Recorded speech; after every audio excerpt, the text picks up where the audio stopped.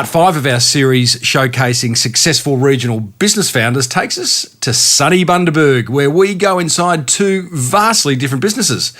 It's episode 571, set amongst the sugarcane of the 12-year-old award-winning Small Business Big Marketing podcast. Well, I said, welcome to a small business marketing show, where successful small business owners share their souls to take your marketing straight to the lead. Now, here's your host, Mr. Timbo Reid.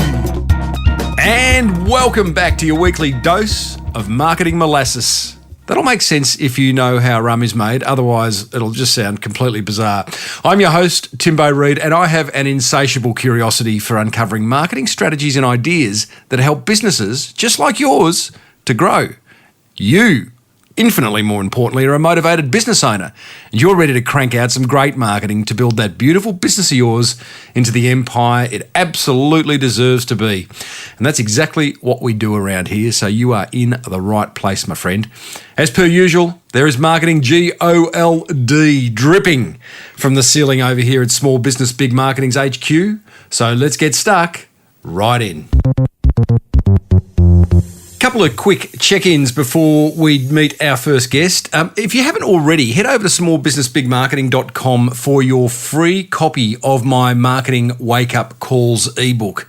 10 marketing wake-up calls that I've sort of picked up over the years that you probably should be implementing in your business. They're the marketing fundamentals, if you like, and you can grab that for free over at smallbusinessbigmarketing.com, and you can also grab a copy of my book, The Boomerang Effect, if you would love to learn how to create helpful marketing, and why wouldn't you? Enough of that, let's get on with the show. This week we leave Rockhampton, that was last week, and head down to sunny Bundaberg, the home of the world-famous Bundaberg rum. I wish I could say I was interviewing a family member from the famous Bundaberg rum family, but it's actually now owned by a massive global, conglomerate type stuff, so hardly the realm of the Small Business Big Marketing podcast.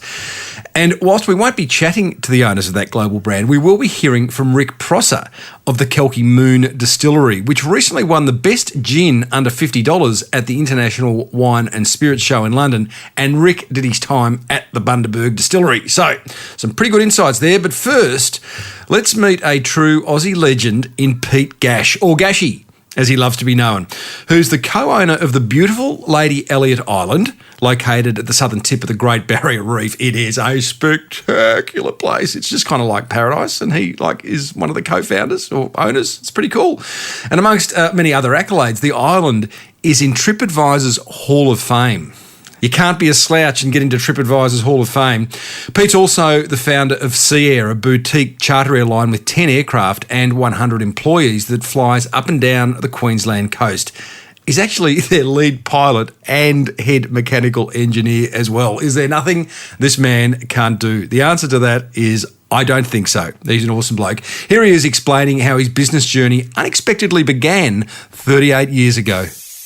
Yeah, well, I'd been racing motorcycles professionally for Yamaha. I was sponsored riding motocross back in southeast Queensland, and I'd had a fantastic career of 6-odd years as a young bloke, and met this beautiful young lady. Julie is her name, and she's been my wife now for 38 years. And we spent a lot of time at the racetrack, a lot of time here and there, and a few things happened that made me decide I'd always had this bug for the planet. I'd always had this. I was a bit different to a lot of kids, and it got me into strife at times at school. Kids would go out, I guess you could say, harming the environment or harming wildlife, and I just felt really awkward about it. But we're talking the 1970s, so it was a bit unusual. I just felt a passion for natural things. I felt we would belong to it. So I said to Julie, look, I want to do something different. You want to do something different. We're only young. Julie was only just 18 at the time, and I was in my early 20s. I said, life's about excitement. Life's about getting going. Let's do lots of things. There's so many things in my head. I didn't even finish school, mind you, but I could ride a motorbike pretty good, and I'd come from the farm, and I could drive anything that had an engine in it. I could, so I thought, let's have a go. Let's get going. And I'd always dreamed of being a pilot. And I also dreamed of being a boat operator, a guy on a boat or in the water. I'd been snorkeling. I'd seen the southern Great Barrier Reef. I'd seen Lady Musgrave Island and Lady Elliot Island, and it lit a chink in my head that said, there's something here. You've got to do something. One night I said to Julie, let's get married. Let's have a big action-packed life. Do you want to come or don't you? And she looked at me and said, yeah, I'm coming. I said, it's going to be a wild ride. Jump on, let's go. And that's pretty much what's happening. And even today, at this age, you know, I'm nearly 62 and I'm at a buddy's thing, and she said to him, God, it's hard work keeping up with him. He's crazy. But it's fun, you know. Life's about having fun, Timbo. Oh, I like that. I'd almost finish. I could finish the interview right now, Pete. And, you know, in terms of marketing gold that you've shared, that is it. It is all about fun. And I spoke to another business owner earlier today, and his criteria for any decision he makes in his business was actually, is it going to give us fun? Is it going to be fun for the staff? Is it going to be fun for everyone involved? So it's not a bad criteria to run a successful business. Speaking of fun, Pete, and putting that promise to Julie into action, in 1989, during the peak of the pilot strike in Australia, you decided to borrow $600,000 at 18.5% to buy a business that you still own in Sea Air, an airline charter business. Take us through borrowing $600,000 at 18.5%. At the time, it seemed crazy, and at the time, it seemed like you can't be serious, you're going to do it. And, you know, I had left the motorcycle racing. I had gone out, I did all sorts of different things, you know, built fences, cut down trees. I had a toilet cleaning contract, believe it or not, a national parks. It was fun, mate, because it was kept me out of bed early and kept me working hard. It wasn't just the toilets, though. It was all the national parks, the bins, you know, all the cleaning and the sweeping, all the parks behind Brisbane. So Julie and I would start at 3 or 4 in the morning. We'd go out and do that. Then we'd come home and have a shower, and it was a competition to see who got in the shower first. We'd get in another truck and we'd go and do firewood cutting, or we'd build fences, or we'd cut trees down. So we had worked away together after we got married. As soon as I could afford it, I went and I learnt to fly airplanes because that was my goal. I had this chink in my mind, we're going to the Great Barrier Reef. We're going to do something special. And as soon as I learnt to fly airplanes, I saw the seaplane. I said, well, that's got my name all over it because it's an airplane and it's a boat and it's the Barrier Reef. It's got everything. So I went and I learnt to fly the seaplane down at the Gold Coast. And because we'd been working hard, we'd been reasonably successful. We'd bought and sold a few little properties here and there. We'd bought and sold a few little work trucks and things. We'd worked 2 days every day, 7 days a week for several years.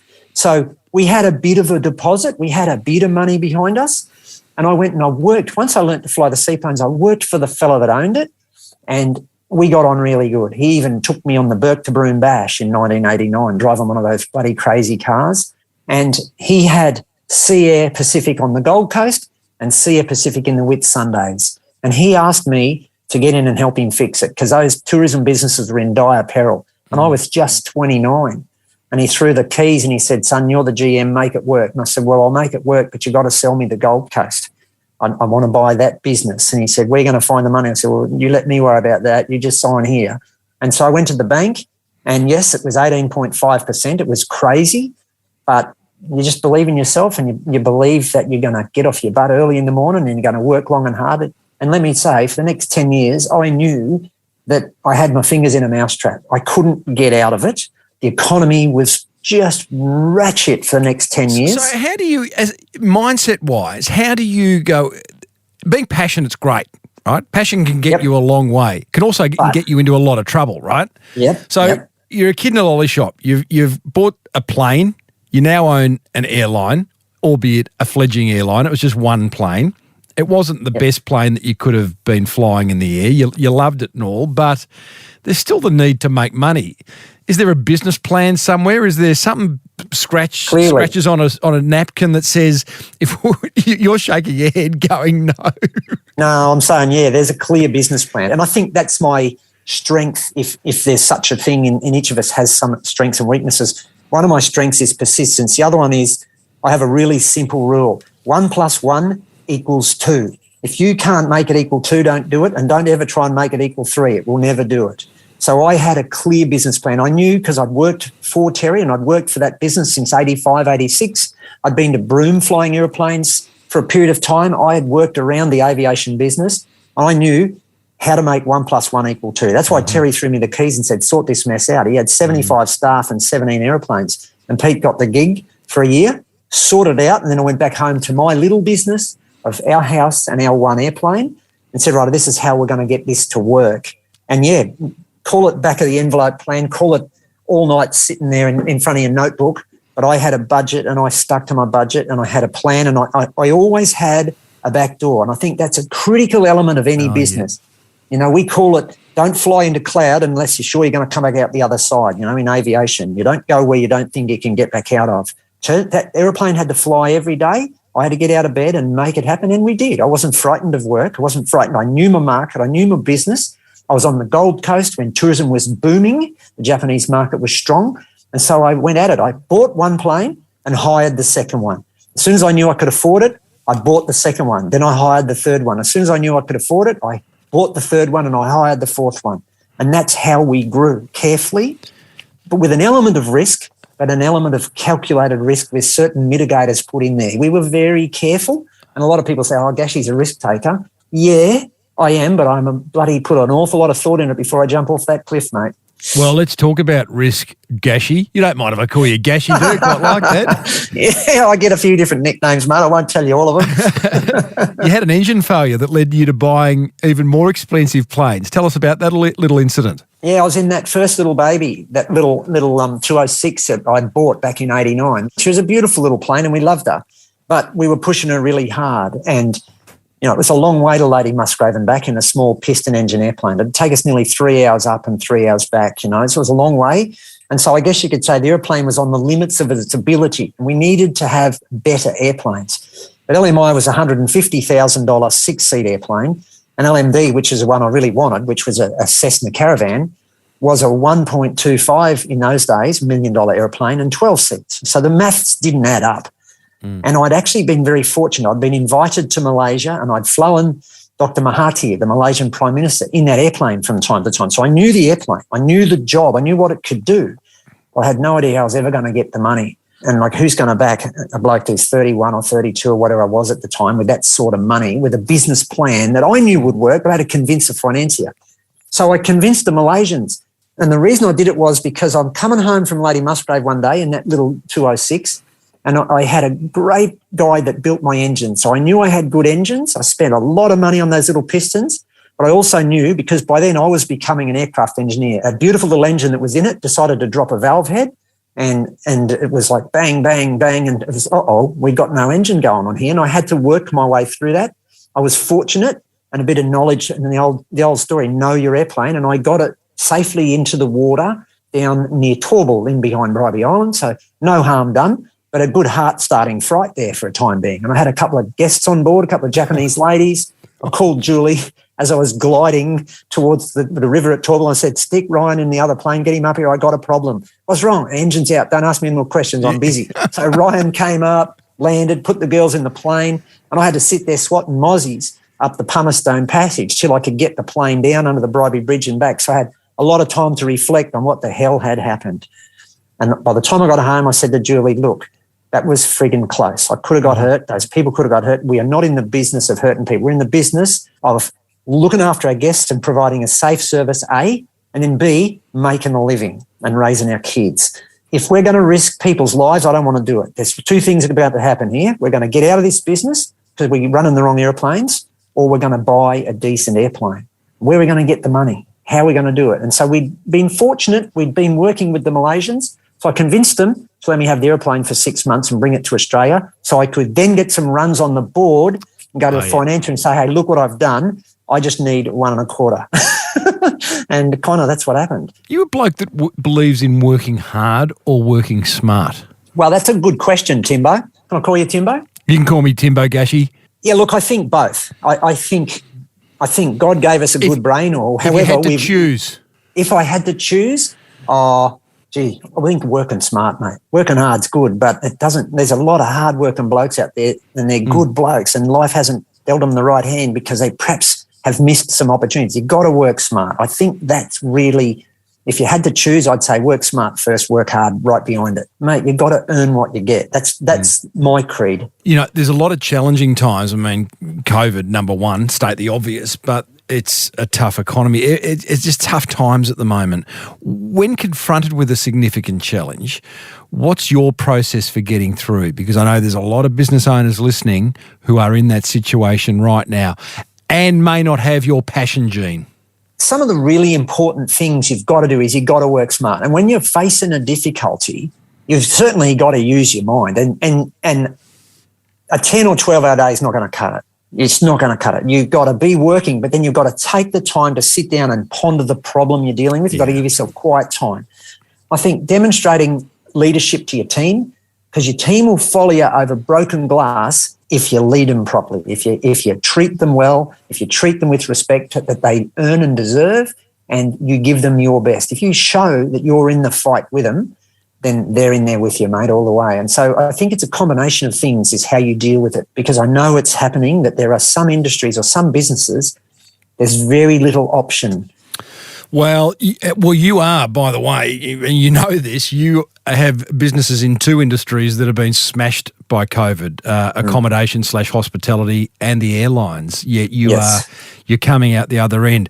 So, all right, we've learned how to buy an airline at 18.5% interest, I think. Now you are the custodian of a beautiful island off the Australian coast in North Queensland, Lady Elliot Island. How do you come to become the custodian of such an incredible place? Yeah, mate, I pinch myself every time I think about it. It really goes back to the things I've been telling you. You put your head down, you bum up, you work hard, you work smart, you put your hand on your heart. And in my case, I met a fellow called Bevan Whittaker. Bevan started Sunstate Airlines. For those who may or may not remember those days, Sunstate Airlines got bought out by Australian Airlines and it is now QantasLink. And he always said, you don't sign contracts, son, you shake hands. And it was like, okay. And I come from the bush. So him and I, there was a fair few years apart. We were about 40 years difference in age, but we got on in a way that was interesting, for an older bloke and a younger bloke. And I saw the world through different eyes to him. But by the hell, he taught me a lot of stuff. And, I hope I taught him a few things. He's not with us anymore, God rest his soul. But I just said to him, I want to bring my people to the island from the Gold Coast. And he said, oh, okay.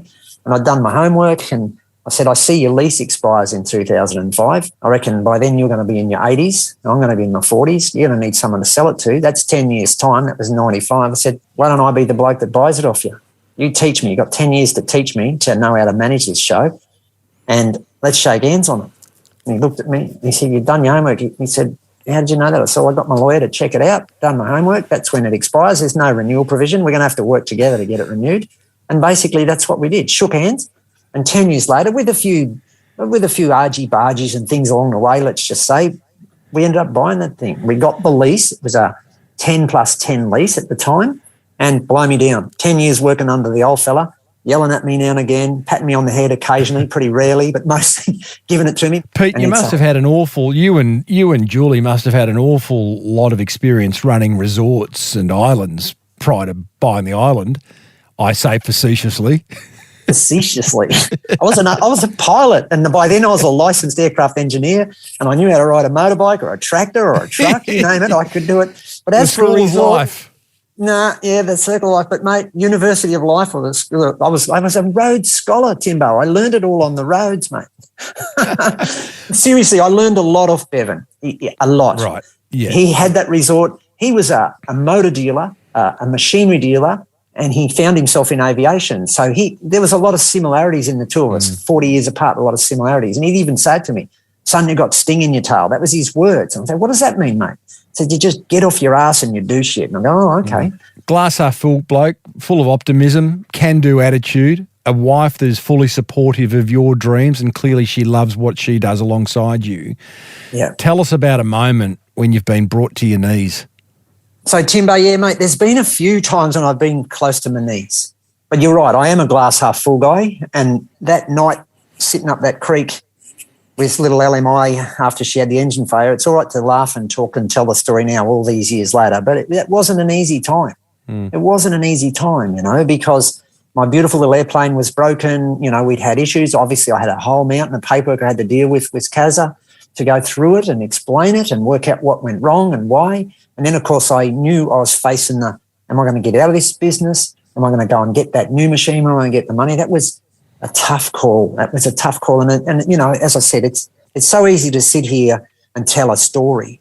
But when you're the bloke in the hot seat with all the spotlight shining on you at that time, it's pretty tough. And I can fully sympathise with anyone in any business. I think I was blessed with a fair, substantial amount of self-confidence, belief in myself. My mum taught me a lot of things, and one of them was, there's no such thing as can't, son. You want to do something, you can do it. So when we were up against the wall, using the smart thinking, the hard work thinking, and how are we getting through this? What is our way through this? What is what we got to do? I think that was one of them.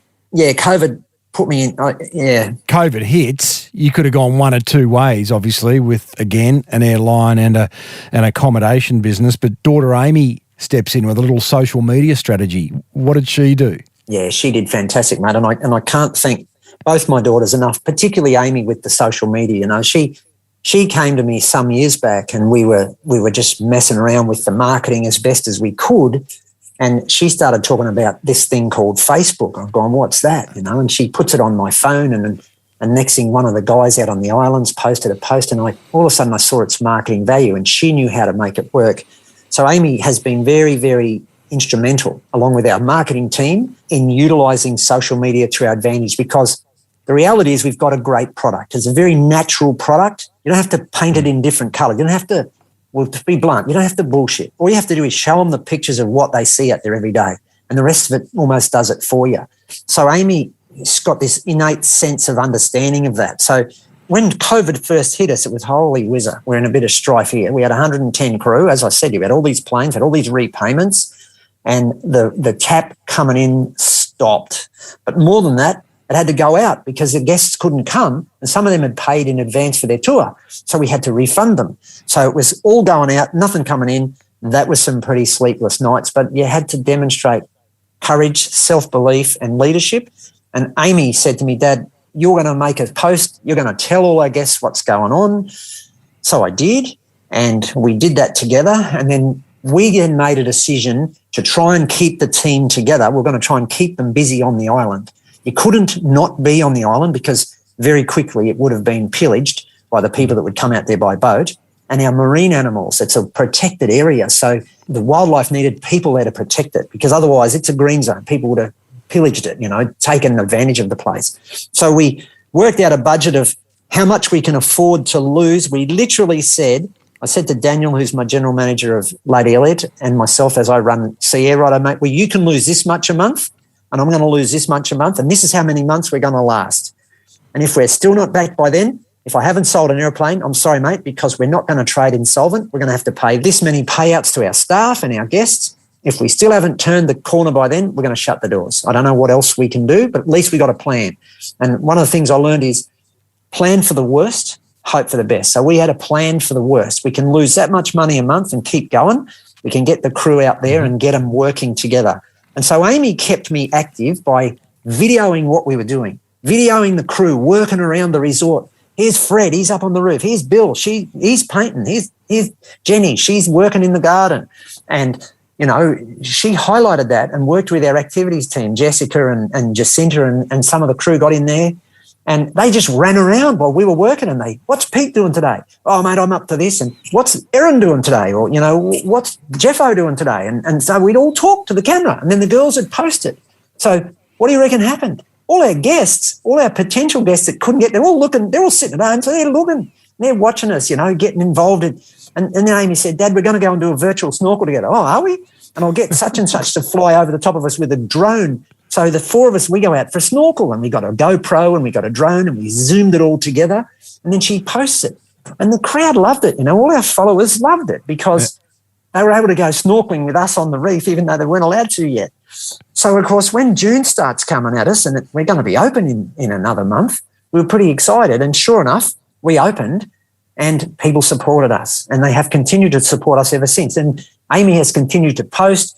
Jess and Jacinta and all the team continue to post, and I do my little bit of posting. I don't do much of it because I'm not real good. Amy usually belts me and tells me what I got to do, and so it works good, in that it's communication, and communication is so key in business, and it's a new modern method of communication where you're telling a story, but you're telling a true story. You're not gilding the lily. You're not rose colouring it. You're telling it as it is.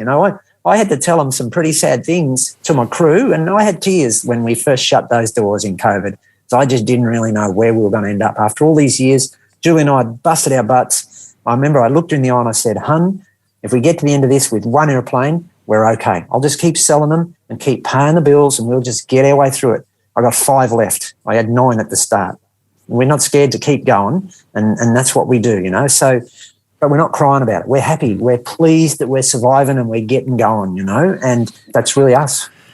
Pete, or I should say, Gashy, it's a great story, mate, and thank you so much for sharing it. LadyElliot.com.au is where I'd be going if I was listening to this right now and seeing that beautiful island. Your vacancies, I've had a look at your calendar, your booking calendar. Mate, it's greyed out a long way ahead. Well done. Yeah, and look, I'll tell you a bit about that. We're permitted to have 150 guests in our resort. We got 160 beds. We got 44 rooms. We're going to have 150 overnight guests. We have 100 day guests, right? That's 250 people. Now, I did 10 years under Bevan, and I saw it when we'd run with 120, 130 in-house in the middle of summer, and I've run with 110 or 120 in-house, and I don't like it. I think if I enjoy it, my guests will enjoy it. I want them to enjoy it. So we're limiting ourselves, and COVID taught us this. We're limiting ourselves to around about 80 or 90 in-house. We could have more, but we don't want to, because for us, it's not about making a fortune. It's about making a difference. We want every guest who comes out there to have a fantastic holiday, to get the bug for looking after the environment, for looking after places like Lady Elliot and enjoying it and not feeling like they're crowded in a sausage factory type of an arrangement. They got to feel like they're an important part of it, and they are. So we bring 10 or 20 day guests, 70, 80, 90 overnighters, and we're not even at half capacity, and we call ourselves full. And it's frustrating at times, but we don't want to overdo it, you know. Did you put your prices up as a result of reducing your intake? No, we have kept our prices similar. In fact, we've lowered our day guest prices. And again, that's another little point. You know, people said to me, Pete, you got a golden opportunity to put your prices up, and it's a temptation. But you know what I said to myself? I came from a fairly humble beginnings. I came from a place where my family didn't have lots of money. We couldn't afford a whole lot. But somewhere along the line, someone gave me a chance to fall in love with the environment. I was fortunate. I got a couple of people helped me to see things. And I want Mr. and Mrs. Ordinary Aussie to be able to afford to come to Lady Elliot and let their kids come out and fall in love with it, because we don't inherit the earth from our parents, mate. We borrow it from our children. And to me, it's so important. The future belongs to the Amys and the Chloes and all the young kids of today. So it's up to Pete as the custodian to look after that place, leave it better than I found it, and hand it down to them. But it's still got to be a financial proposition, mate. Don't get too caught up with thinking, I'm a greenie, I'm hugging trees, we're not making money. We have to at least cut the cloth every year. We have to at least pay our way, pay all our bills, and know that we're leaving a legacy and living a legacy to make the place better than we found it. Well, there you go, team. Lady Elliot Islands and Sierre's Pete Gash. I told you he was an Aussie business legend. We'll have to get him back on the show for a bit of a deeper dive, because I just have a feeling he's got a lot more to give. Like a lot of these regional Queensland business owners we're coming across, they've just got so many great business insights and stories to tell. I really enjoyed chatting to Pete. I hope you did too. I love the fact that he's clear on his superpower, like really clear. Are you? I think mine's connecting people. I've always enjoyed it, and I feel like I'm pretty good at it. Got a decent network. Sort of good to work on your superpower, because that's what you're particularly good at. Love to know what yours is. I'm not so in love with, what do you say, no such thing as can't? Probably is. Sometimes you just got to go, well, you know what, gave him my best shot, can't do it anymore. Am I being negative? I don't know, you tell me. But I do love his quote around, we're here to make a difference, not a fortune. Hallelujah to that, brother. What grabbed your attention? Let me know by calling the Small Business Big Marketing Hotline on 0480 015 150.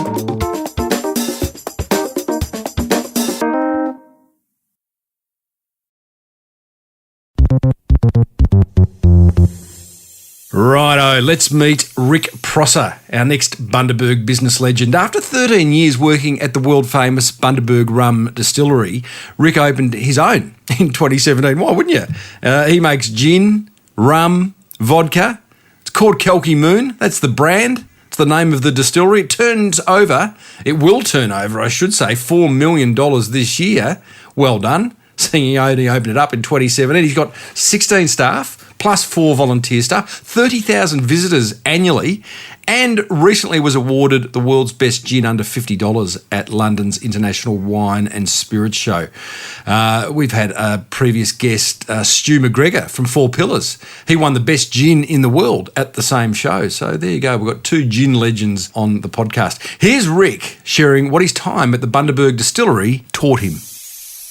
It set me up with a very good platform and to structure a bit better than, outside of other businesses. So they're very big on having very big blocks at the bottom, big rocks to set the foundation. So I've always leaned towards that, setting a strong foundation for what I do. And that's the Bundy background is, they build off that core brand. What are those foundations? Well, with a brand like Bundaberg for, 1888, it's a great local brand. It's a great Queensland brand, and that sets a really strong pillar. Consistency is very important, and then it leads into having loyal customers and loyal supporters. So I knew for our business that if I set really good foundation, I'd get loyal support from the Bundaberg locals and the rest throughout Queensland, and we've been fortunate that that's what's happening. The Bundaberg logo, for those who don't know, is a polar bear. And I love the phrase that you used when we were off air a couple of weeks ago, Rick, saying, don't poke the bear. So you didn't poke the bear upon leaving Bundaberg.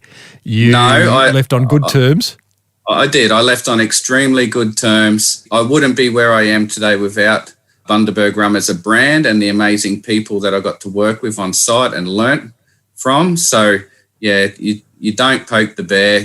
For us as a small business in the same town as 2 iconic brands in Bundaberg Rum and Bundaberg Brewed Drinks, we work with them and we try to, be part of their journey with them. You're working at the Bundaberg distillery for 13 years. There must have come a point where you thought, look, I need to do this myself. I need to prove to myself. Was it that you could be a distiller yourself, or what was that decision? Yeah, there was a lot of creativity in certain aspects of the brand. They'd have some new site managers come in. So, every 3 to 5 years, there'd be a little change in direction with the organisation. So there was the freedom there. Then sometimes it'd tighten up. But, I think there comes in a time in anyone's life where you're not creatively strangled, but you think that, I can do this, and you get the confidence in what you do, and that's what we decided to do, was take a bit of a gamble, so to speak, and it was a big risk for me because Bundaberg Rum was my first full-time job that I'd ever been given. And then after 13 years to say, I'm packing up, I'm going to go and have a go on my own, it was a big risk. So, yeah. What was it inside you? Was it a cockiness? Just talking to you now, you're not a cocky bloke, but was there a cockiness thinking, I can do this even bigger and better? Was there a creative streak where you just needed to express your own creativity and build your own product? Had you always wanted to run your own business? What was it? What was the itch? I think it always reflected for me back to sport, like growing up, young Australian male playing rugby league and cricket. I think all of us have that part in us where we want to be captain. And I always, I wanted to be why couldn't I get opportunity to be captain at a footy team or something like that? So I think when you get the confidence in what you do in the industry of your choice, it gives you that confidence to put your hand up and say, I want to be my captain. I want to be the captain. And there's no one else really that can put that in to you except yourself. And that was one thing that I learned very quick when we started the business, was that I stopped to look around for other people to do a particular job, and I realised I was the captain. Right. Yeah. So you're 4 years in now to being the captain of Kalki Moon. Do you love being captain? Yeah, I do. It's, I've got my wife involved as well, and sometimes a lot of people that visit the distillery say that she's the captain. But at the end of the day, what I've done with the brand is I've had to put my name to the products, and I don't release any product that I don't think now fits that brand. Yes, I founded the business and I'm an owner of the company, but I've got a duty of care for that brand. Mm-hmm. And the brand is starting to become its own identity. And that's where I feel that I've got to be a caretaker for it and look after it. And hopefully a generational thing happens within the families and it can continue on. How do you start a rum distillery? Or, well, in fact, Kalki Moon's gone beyond rum. You've got vodka and gin and liqueurs and mixes, and you've got all sorts of stuff going on there. Now, rum has an aging process.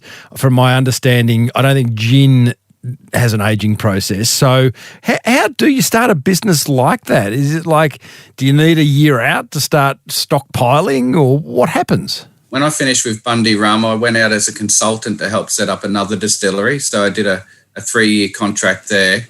And then that's when we really decided that we could do this. Like 16 years of making alcohol for everyone else was a fair apprenticeship, and it was time to have a go. It was the Aussie thing to have a bit of a crack.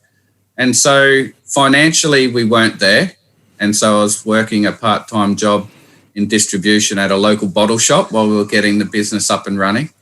But I always had inside the dedication and drive that if I was putting my name to a product, and I was fortunate that I had 5 signature bottles at Bundy Rum, that if you put your name to something, it's got to be good quality. And so that's where we started. We started very small in a little shed that's 200 square metres and a couple of stills worth of probably about $5,000. And the day that we opened, we had to open. If we didn't open on that day, we were going to be broke. So we were very lucky that we had great support from our locals here in Bundy. What was opening day like? Describe it. It was very nerve-wracking because we were launching a new company on gin and vodka in a rum town of 130 plus years. How'd that go? And the thing that I say when I do the tours that always gets a bit of a giggle, and I hope your listeners do, is the one thing that we underestimated was the power of the female consumer in Bundaberg. So the white spirit. No. So the white spirit's the gin and vodka, and that's what we ended up building our brand on, was the gin and the vodka. Good quality, affordable, and it started to build those blocks. It started to build the foundation of what the brand is now built on. So was your original idea for Kalki Moon to be a rum brand? It was. He says, shaking his head on it. Okay. Yes. Yeah, rum. But at some point, so what's the split now in terms of rum, vodka, gin? Is the money over in the white spirits at this point in time? Yeah, gin globally has taken off in the last... mate, it's gone bananas. Yeah, especially in Australia. So for the listeners that aren't aware, rum, whiskey and brandy in Australia has a legal 2-year-old maturation time. So when you're a new business, minimum 2 years. So if you're a new business, you've got minimum 2 years up your sleeve before you can release any dark product. So gin and vodka was the cash flow. And we were just fortunate that it was the right time, the right place for our region to launch gin and vodka in a solid way. And the rum it's a slow process and it takes a lot of time. There's a lot of variables to it. Not only have you launched gin and vodka well, you have won in the International Wine and Spirits Show in London the best gin under $50. And you're not even, you're 4 years old, mate. That is just a fantastic achievement.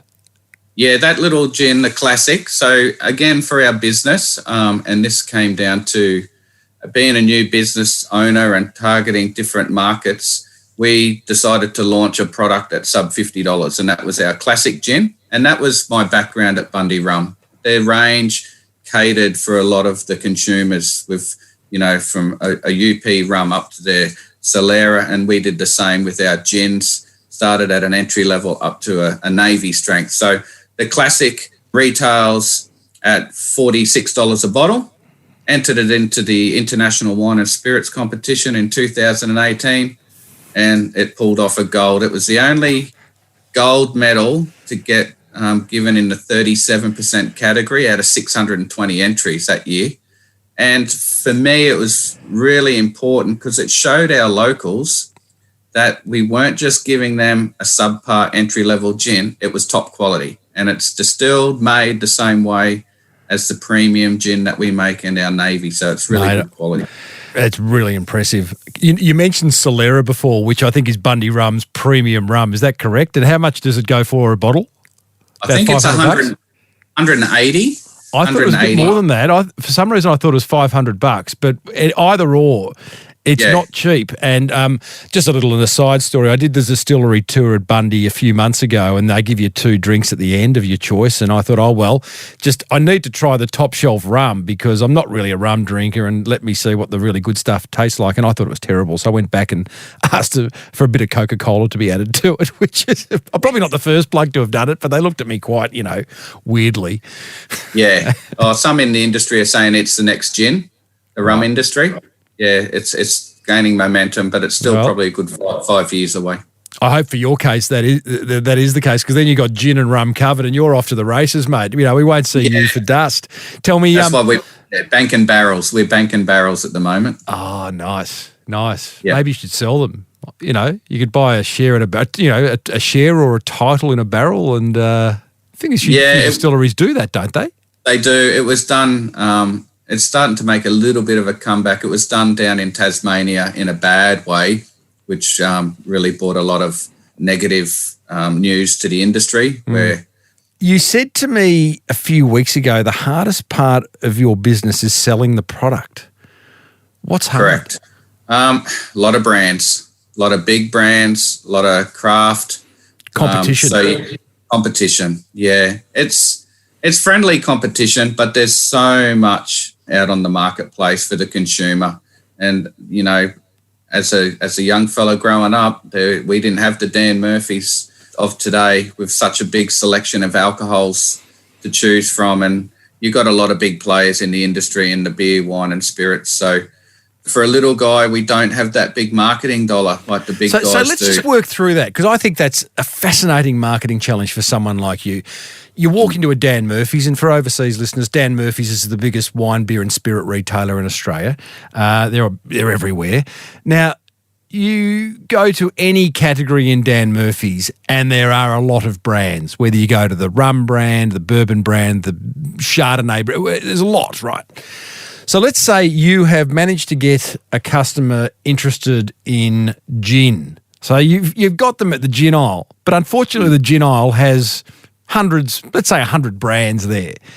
What does a little brand like Kalki Moon have to do to get noticed outside of those locally in Bundaberg who go, well, that's a local brand, I'm going to buy it? But what if I'm down on the Sunshine Coast? What if I'm in Adelaide? What are you doing to get people to buy Kalki Moon?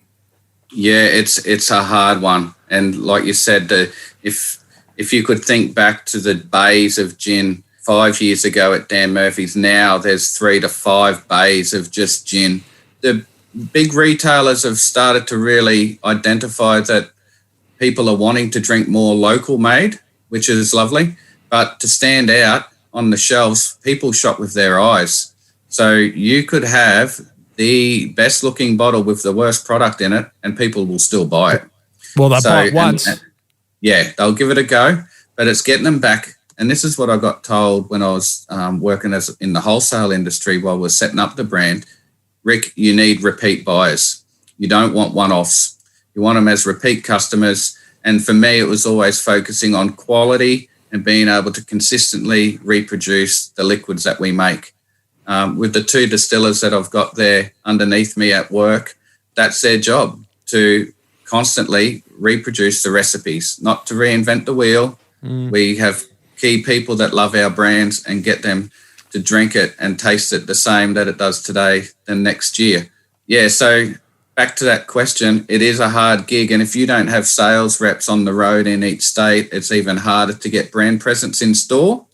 But also, I give credit to those big chains that they do look at the businesses in each state and put us as like a local hero, not to put too much strain on the business, because they kind of know how big our businesses are and we can't support South Australia out of Queensland or, WA out of New South Wales. So they're a bit strategic with it, but that's where the big players come in with your Pernards and Diageos and stuff that have a lot of presence. Yeah. I must say, like Dan's is a good example of, despite, a massive, massive retailer, but they do have these sort of little local aisle ends where the local distillers get to be showcased, and I think that's fantastic.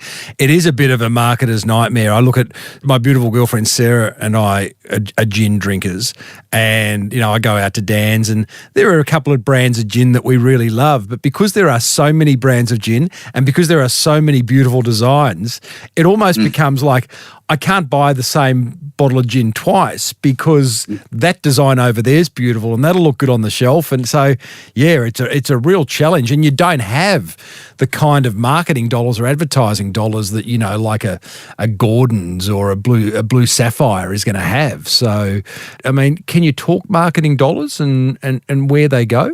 Yeah, they're happy to like catalog, digital display, etc. We can put money behind the product and try and grow it. Again, for me, as a new business owner, and it was a big learn, and that's why, I just really focus regionally and in Bundaberg, our Wide Bay area, and then Queensland. I've never really tried to push real hard into New South Wales or Vic, because then it's bringing on that next chapter of reps and etc. that people that we don't know. Where our business, we're a solid family business of 16 people. So I know everyone in the business, and it's just one of those things in the industry. It's hard, but we just can put the money towards it, but you've got to look at that marketing dollar as what you're going to get back as well. I hear Mum's your accountant. Mum is the accountant, yep, and bookkeeper, and she also cracks the whip when people are a bit late to pay up, so that's good. She's pretty solid. Yeah, got it. Yeah. Am I right in saying that in the early days, because as an alcohol manufacturer or whatever you call yourself, a distiller, there's excise duty to collect, there's GST to collect, there's a whole lot of taxes you have to collect, which aren't yours. You've got to hand them on. So in the first sort of 5 months of business, did you think you were rolling in it, only to find out that you weren't? Yeah. And that's what a lot of people don't understand is the excise component in a bottle of alcohol here in Australia. And it's a quite common thing with the visitors we get to the distillery, the pricing on alcohol, it's that excise rate. And it goes up twice yearly. And for us, the day we opened and we saw that money coming into the bank, it was beauty. But then the next month, on the 20th of each month, the excise payment's due and out it goes. Just give us a laugh for a minute, Rick. $100 bottle of spirit. How much do you end up seeing of that $100? Yes. So I it's a hard one. I always work off a 700ml bottle at 37%, which is basically your traditional Bundaberg UP Gordon's. You're looking at around $22.50 at the moment in excise tax per bottle. And then you've got your GST on top of that. So they're not $100 bottles. They're $50 or $60 bottles. They're about $40 bottles. So your Gordon's gin, your Bundy rums at $40. So you've got about $22.50 plus GST, and then you've got to factor in all your costs, overheads, etc. into that. So that's why a lot of my friends in the industry thought I was quite mad selling $46 bottles of gin. Yeah, but for me, it was all about my location and my market. My market is different to Tasmania. Tasmania, they can sell $250 bottles of whiskey. But if I was trying to sell a $75 or a $90 bottle of gin in Bundaberg and just relying on that, we wouldn't be having this conversation because I wouldn't have laugh you out of town. There's the upside and the downside of being a regional business, and, that's one of the downsides. And that's the advice because I've been in the industry a long time, I get a lot of people that will make contact and have the dream of setting up a distillery. And that's pretty much the first question that I'll say to them is, A, how are you going to sell it? And B, do you know your market? Rick, Kalki Moon, talk to me. So the name. The name is a bit different. So my wife and I, we built our home. We were very fortunate that we got to build our home, our first house in 2010 while I was still a Bundaberg Rum employee. We're very fortunate that the parent company of Bundaberg Rum is Diageo, and they're the biggest spirits company in the world. So some might say that I was a bit wider back then with a bit of getting the palate up to speed in taste testing. Of course. And where we built our home is in a suburb called Kalki in Bundaberg. just not far from the Bundaberg rum distillery. I can see the distillery from the front door. Yeah, it's where we built our home, and we were one of the first in the estate. And we would have uninterrupted views once a month of beautiful full moons coming up over sugarcane. And I'd say to Kylie, I'd say, come and have a look at this Kalki moon. And she would be going, what are you going on about? And I'd say, come and look at this Kalki moon. So Bundaberg as a town is extremely flat. We only really have one hill, which is the Hummock, which is an ex-volcano. And so, yeah, when the full moon comes up and you've had a couple of drinks, it looks quite spectacular. So, Rick, you are an absolute romantic, honestly. Kylie's lucky to have you. Yeah, so it's a little bit reminiscent around the Gangajang song with the because that song, the cane cracking over the cane fields, that was written about Bundaberg. So great song. Yeah, so that's homage to Bundaberg, and so's the name Kalki Moon. It's spelt with an E on the end. Kalki, Kalkie is the suburb, but for marketing I dropped the E off, and constantly still to this day have the locals telling me I spelt it wrong. Everyone's got an opinion, you know that, Rick? Everyone. That's right. Yeah. Well, buddy, congratulations. I mean, what you've done since 2017, 16 staff, 4 million turnover. You're in Dan's, you're in Liquorland. You've got 30,000 visitors a year coming through doing your tours. I just think it's a great story, and well done to you, buddy. Another successful Queensland regional business. Kalki Moon, without the E.com, is where you can go and buy some of the finest gins, vodkas, and soon-to-be rums. Rick, well done. Thank you, Tim. Appreciate it, mate. Well, there you go, team. Kalki Moon's Rick Prosser. Oh, what a good guy. I love his approach to building on the big rocks in your business first in order to set the right foundations, plus his willingness to roll the dice and back himself when it comes to big ideas that have the potential to catapult his business forward. Have you got that courage? Bloody hard to find sometimes, isn't it? But from what I can tell, speaking to a whole lot of successful business owners, what is it? The higher the risk, the higher the reward. Again, if something grabbed your attention, I would love to know. So call the Small Business Big Marketing Hotline. Put this number in your phone, 0480 015 150.